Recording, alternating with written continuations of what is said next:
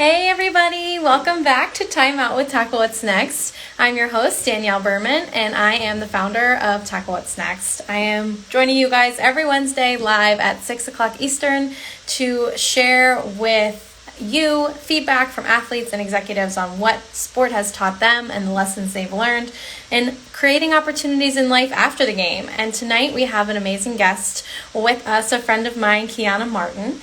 Qiana is a pro soccer player, and she founded Eat Soccer, which is a team of creatives who look for interesting stories, intriguing people, and expert tips to help brands and the soccer community come together and fulfill the desires of soccer fans. And Qiana has played professionally in Brazil, in Bermuda, the Bahamas, Colombia, England, Mexico, Portugal, and Canada. So she's certainly a world traveler, and she has done a lot at the United Nations.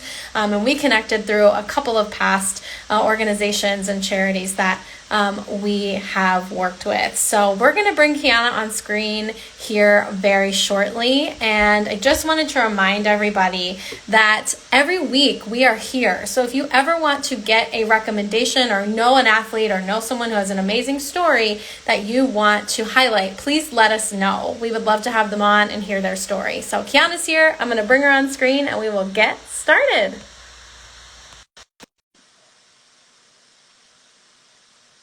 All right, here she comes. Hey. Hello, how are you? Hi, how are you doing? I'm Thank you good. so much for having me. Oh my goodness, thanks for being here. It's so great to see you. How have things Yeah, been going? everything's going great. Lots of bubble baths, lots of stretching, yoga, self-care, and after the shock of everybody going into quarantine and dealing with this pandemic, I think, just trying to find a routine that works for me, like, Yeah. most of the other Are you viewers. in New York City? I'm not. I came to South Carolina in March before they shut down the city Oh because wow, okay. my concern was that, I would be stuck there, my mom would be stuck in South Carolina, and we wouldn't be able to get to each other. So I've Yeah. been How, hanging out here. what have you been up to? I know you have Eat Soccer and all the great things you're doing there. What has quarantine been like for you, like you said? So, quarantine has been filled with like lots of deer and wild animals running around here since I'm in South Carolina, which was a bit of a change of pace for me. But I'll say after like the shock of everything wore off, it was like, okay, how can I replicate what my day-to-day life has been like, Mhm. in the city and the things that I do with Eat Soccer and even just training and stuff like that. And so about when we started to kind of hunker down, one of the things that a lot of athletes and other professionals would be doing would be career day. And so I Mhm. launched a virtual career day called Quarantine Break, where kids and parents could have, a quick break throughout the week to be able to meet interesting people. And fortunately, you were able to come on to that. Yeah. And so that was something to be able to uplift youth that traditionally every year I like to do career days, especially in New York City, and allow kids to be able to ask me questions and understand that there's a whole world out there that involves sports, be it on the field and off the field. Yeah, that's great. And I love that you mentioned like routine, right? Like trying to figure out some Yeah. routine, 'cause I think that a lot of people have struggled with that, not having to like get up and go anywhere. It's been Yeah. hard for some people to keep a routine. So let's talk a little bit about Eat Soccer. So for those people that are on or watching this later that don't know what Eat Soccer is, can you tell them a little bit about what it is and why you decided to create it? So Eat Soccer is a soccer lifestyle company where we we connect with brands, and we provide a conduit for them to connect with soccer fans, diverse soccer fans. And we do that by creating legendary events, um, entertaining digital content, and insightful data tools. So for instance, one of the earliest things that I did was that we created a snippet of a Super Bowl commercial. I featured in that doing a soccer trick in a football situation. And then most recently, we did a couple of events for Chelsea FC and their partnership with the World Jewish Congress, Red Card for Hate, which brought diverse soccer fans together in New York City in order to team up with one another, celebrate the game, and did it in a soccer-inspired brunch setting. That's awesome. Yeah. And you've been playing soccer for a while. I highlighted some of the places that you've played around the world. When Yeah. did you first experience soccer, but even further, like sports in general? What was your first sports experience and what drew you to soccer and why'd you stick with it? So actually, the first sport I learned how to play was American football, and it was Really? because yeah, it was because my uncle, he was like a father figure to myself and my brother, and he would play football with my brother, and so they needed a quarterback, and I was probably about 5 or 6 at the time. So he taught me how to throw a football, and they would, do one-on-one coverage. And that's what I learned to do right out here in the front yard. And so I learned how to play American football. Then we moved to basketball, then track and field. And my mom enrolled me in soccer as a way to kind of keep me busy. Mm-hmm. And so I played that for a couple of years, and then it kind of disappeared because soccer really wasn't a thing here in my small town. And then when I relocated to Los Angeles, I just started playing pickup with guys. And I read a book on Brazilian soccer principles. I emailed the author, asked if he would train me. And it just took me on this whole journey that's just been like something I couldn't have even written for myself. Yeah, I think that's so funny. We've had a few guests on that have talked about like their first sport was soccer because it was just what their parents would like sign them up for, like you said, to be like, go do something. And it Mm-hmm. sounds like everybody has this kind of love for soccer, whether they stuck with it or not. It's a sport Yeah. that a lot of people play, right? It's really easy to access. There's not a Yeah. lot of equipment involved. You can just get a ball and go play with a bunch of people. So I think that's like one of the really benefits of soccer is that it's so easily accessible. But I love that you also were just like, you know what? I'm going to reach out to this guy, see if he'll Yeah. me. I think a lot of athletes don't realize the power you have to like connect with so many people. So even before you were playing at a high level, you were like, you know what? Let me use my network and my connection, Yeah.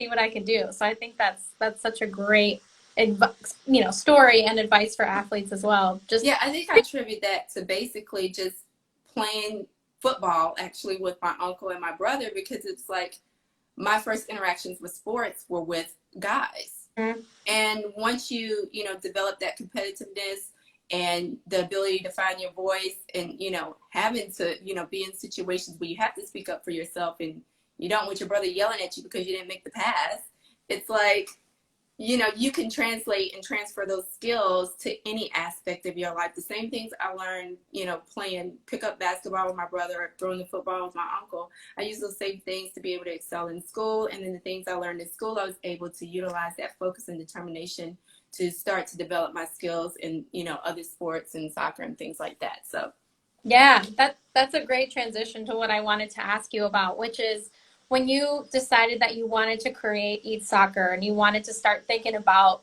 what are you going to do outside of soccer? What else is going to happen? Like what helped you make that decision? Was there a moment where you were like, you know what, I should start to think about this, or was it a passion that you had already that you just decided to explore? well, I think one of the things was that before I had the opportunity to go play in Brazil, I tore my ACL.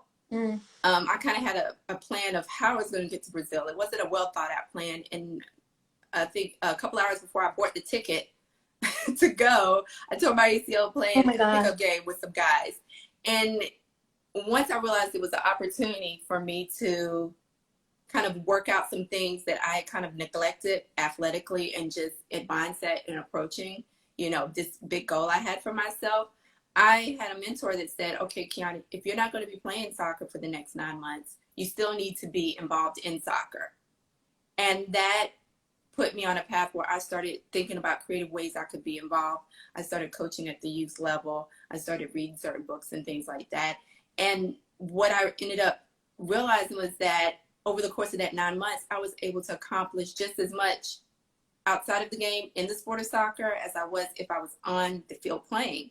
Mm. And so I continued to utilize that experience as, okay, Qiana, any way that you can stay plugged into the game of soccer, that's going to help you not only off the field, but it's going to help you on the field.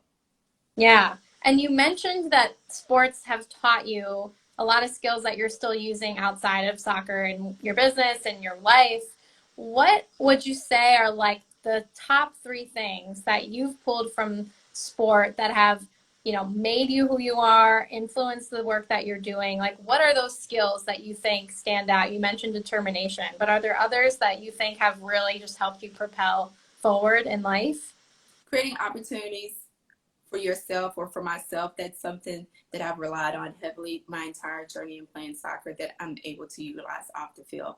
Being able to change direction, to pivot, that's something I think a lot of us are learning now, but that's something I especially had to, hone in on because I didn't have the traditional path of going through the youth system to college and then going from there. I had to kind of, okay, here's my opportunity here. Here's the person that I met. How can I take this situation and remix it with what I have, what I know is my skill set to be able to move and take this other opportunity. Then I think third one would be seeing the field and watching plays develop. Mm-hmm. And what I mean by that is sometimes some of my greatest ideas have come to me by looking at other industries and seeing how can I apply that to what I have going on or the dreams and goals that I have for myself in soccer and with Eat Soccer. Yeah, I think that's such a great point. It's like sometimes you need to look outside of your circle or your connections. And one of the things that we've heard a lot is people saying like network with people outside of athletics, network with people outside of your team and your coaching staff, like go up to the front office area, go down the hall or across campus to a club or another student organization because your network helps you make those opportunities happen. And it's sometimes you just need to look outside of your circle of influence and the work that you're buried in and really working hard in to like think of ideas that are like, well, if it's working for them, I'm sure we can figure out how to make it work here. So I think that's a great piece of advice. Yeah, and I think sometimes as athletes, and if we're in particular sports, we pigeonhole ourselves to like, this is how it's always been done. And it's like, if we look at things like, I had some very unique experiences growing up here in South Carolina. I had a very unique kind of introduction to sports in general with my uncle and my brother. And I was able to utilize that experience to give me that idea for the Pizza Hut commercial that landed me in the Super Bowl, which was a goal that I had to do, a soccer trick in a Super Bowl commercial. And so it's like, if you draw on the value of your experiences, and then you also find ways to remix the passions you have. Yes, your sport might be lacrosse, or you might have a passion for football, but I know there are other things and other talents and skills outside of you performing in that sport that you actually, if you pair them together, you can create some unique things for yourself and opportunities for yourself and even businesses for yourself that other people might not even think about and that you can excel at.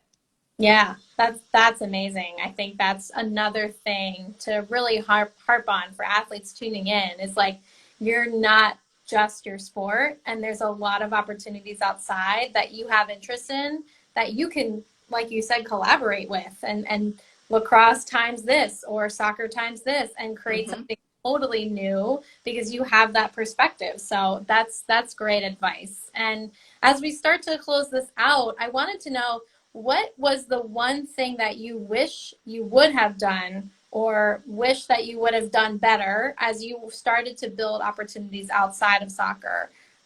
Is there any one thing that you're like, you know what, if I had just connected with that one person or made a better effort at networking at this point, for athletes thinking about that now? I would say, there were a couple of people who I had admiration for, but who had not achieved the level of success I had on the field because they didn't take the chances, not because they weren't talented. And they gave me their opinions, and I actually gave their opinions weight. I think it's very important that we as athletes and just people who are trying to pursue your best self and highest goals, that you are very mindful of the weight that you give to people when they give their opinions, because those opinions can have a long-term effect on your life on the field and your career off the field. Yeah, that's amazing advice. Thank you for sharing that. And I also want to know, you talked about Eat Soccer, what you guys are doing during the pandemic and pivoting a little bit. So what's coming up for Eat Soccer? What's next for you in the next few months of 2020 and beyond, besides waiting to see when we're able to leave the house again? Yeah, well, until we're able to leave the house, I think it's kind of out of the question for those of us who are not in the bubble, the NWSL or any other leagues that we're going to be out playing.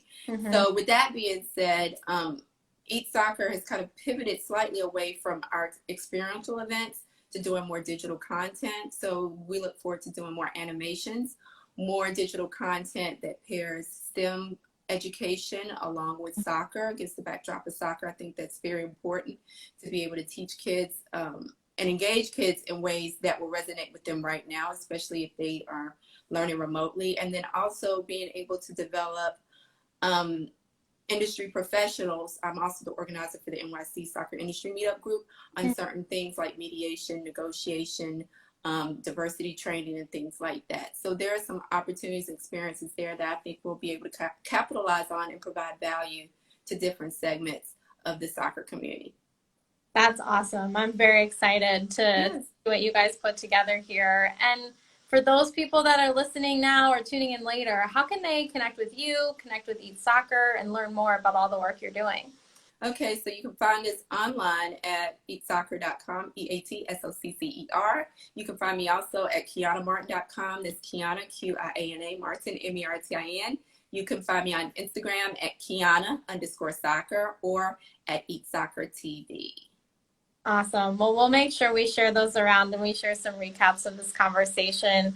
And Qiana, thank you for being here. Thanks for taking a time out with us tonight. This was so much fun to just reconnect and catch up. My pleasure. Yeah, just for everyone here, make sure you follow the accounts she highlighted. We'll make sure to tag them in this post. And Qiana, thanks for your support of Tackle What's Next. And we will see everybody next week with another interview. Thanks again, Qiana. Have a great day, guys. Bye. Bye.